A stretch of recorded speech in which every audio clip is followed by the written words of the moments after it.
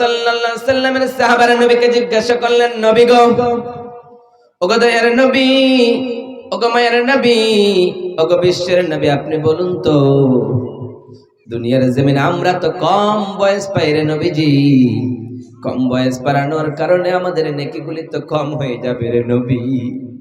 আমাদের নেকি যদি কম হয়ে যায় তাহলে আমরা আল্লাহর দরবারে আমরা কম নেকির হকদার হয়ে গেলাম। কিন্তু আমাদের পূর্বে আপনার উম্মতের পূর্বে আমাদের পূর্বে যে উম্মতিগুলি আপনার দুনিয়ার জমিনে এসেছিল তাদের বয়স ছিল, বয়সের হার ছিল 50 বছর নয়, 500 বছর, 700 বছর, 800 বছর বয়স পেয়েছে। তারা তো নেকি করে করে করে করে তারা জান্নাতে আগেই চলে যাবে রে নবী।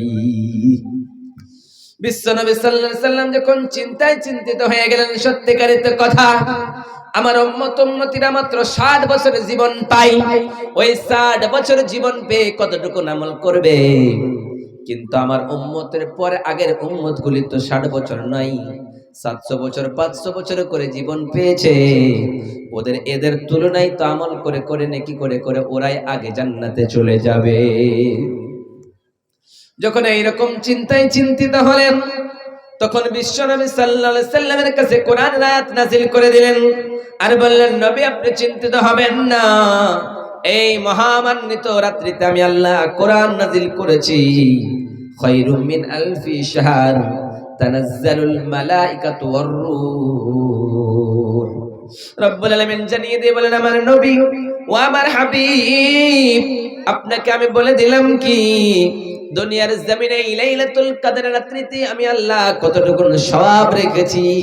কেউ যদি 1000 বছর ইবাদত করতে থাকে, ওই 1000 বছর ইবাদতের চাইতে আমি আল্লাহ এই একটা রাত্রিতে কেউ যদি সুন্দর করে পালন করে নিতে পারে, মান কামা লাইলাতুল কদরি ঈমানান, ঈমানের সাথে এক আল্লাহকে বিশ্বাস করে কেউ যদি মেনে নিতে পারে, ওয়া ইহতিসাবান, আর যদি সে মনে মনে ধারণা করে হায় রে এই লাইলাতুল কদরের রাত্রিতে আমি পেয়েছি, এই রমজান মাসটা পেয়েছি, আমি যদি আল্লাহর ইবাদতে আমার জীবনটা কাটায় দিই, যদি আমি সুন্দরভাবে এইরকম করে আমার জীবন কাটিয়ে দিই, তাহলে এই রাত্রিটার জন্য আমার আল্লাহ রাজি হয়ে যাবে।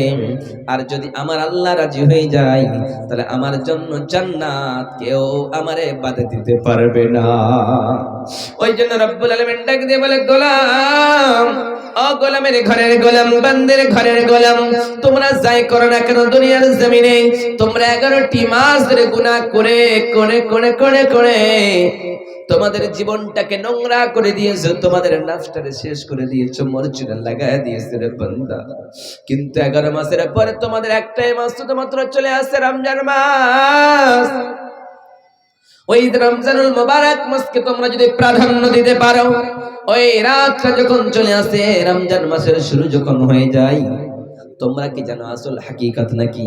তোমরা মনে মনে ধারণা করো দুনিয়াটা দুনিয়ার মতো হয়ে আছে, আমরা আমাদের মতো হয়ে আছি। না না, সমস্ত মাসের চাইতে এই রমজান মাসটা হলো সব থেকে উত্তম মাস। আল্লাহর কাছে এই রাতটা সব থেকে উত্তম মাস, কারণ এই মাসের বিবরণ দিতে গিয়ে বিশ্বনবী সাল্লাল্লাহু আলাইহি সাল্লাম বলেছেন, দুনিয়ার মানুষেরা তোমরা কি জানো, তোমরা কি বিবরণ বুঝো? তোমরা যদি বুঝে নিতা, তোমরা যদি জেনে নিতা, তাহলে আমার কথা তোমাদেরকে আমি বলে দিলাম, দুনিয়ার জমিনে কোনো মানুষ কখনোই কোনো মানুষ